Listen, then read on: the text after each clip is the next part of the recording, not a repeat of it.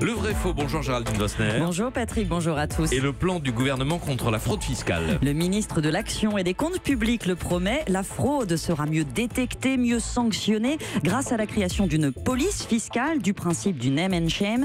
L'État n'a récupéré que 12 milliards d'euros l'an dernier sur les 60 à 80 que représenterait la fraude au total. Un chiffre pour Gérald Darmanin surévalué.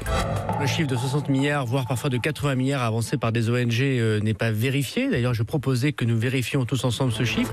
Le chiffre de 60 à 80 milliards n'est pas vérifié, vrai ou faux? C'est vrai, il s'agit d'une estimation réalisée en 2012 d'abord, puis actualisée par un syndicat de Bercy, Finances Publiques Solidaires.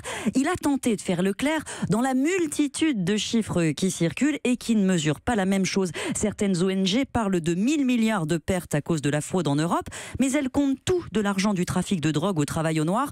D'autres évaluent seulement les pertes de TVA. En France, on n'avait pas de vision globale. Le syndicat s'y est attelé en agrégeant plusieurs données, aucune ni vérifiée, mais c'est normal, par définition, on ne peut pas compter ce qui est caché. Donc pour évaluer l'ensemble des pertes, ils ont extrapolé à partir du nombre de redressements opérés par le fisc. Combien serait recouvré si toutes les entreprises et particuliers étaient contrôlés?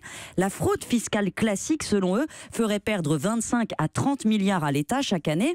S'y ajoute la fraude aux cotisations sociales, 20 milliards selon la Cour des comptes, la fraude à la TVA, 14 milliards d'après la Commission européenne, et puis celle au prix de transfert. Ça, c'est une technique que les entreprises utilisent pour transférer des biens à travers leurs filiales dans différents pays, 20 à 30 milliards. Bref, le total atteint 80, auquel il faut ajouter les montants qui échappent au fisc grâce aux techniques d'optimisation légale, mais contestées. En clair, on aurait de quoi combler le déficit si tout était recouvré. Gérald Darmanin conteste ce chiffre, Géraldine? Oui, il le pense surévalué. Ces services me l'ont confirmé. D'autres pays d'ailleurs ont mis en place des outils officiels pour mesurer la fraude. Ils arrivent à des montants moins élevés, 40 milliards en Grande-Bretagne. En fait, on a peu de moyens de le savoir. C'est vrai qu'un indicateur officiel serait utile pour évaluer l'efficacité de la lutte dans le temps.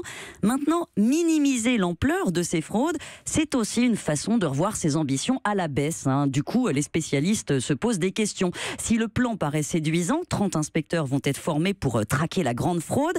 Ils remarquent que les effectifs des gens qui font les contrôles fiscaux ne cessent de diminuer, 3000 postes en moins depuis 2010. Or, dans le même temps, les montages sont devenus plus complexes, le nombre d'entreprises a augmenté. Résultat, aujourd'hui, moins d'1% des entreprises soumises à la TVA sont contrôlés chaque année et un tout petit nombre de dossiers, moins d'1 millier, débouchent sur une plainte pour fraude fiscale. On verra si ça peut changer. Merci à vous, Géraldine Vosner. Europe 1.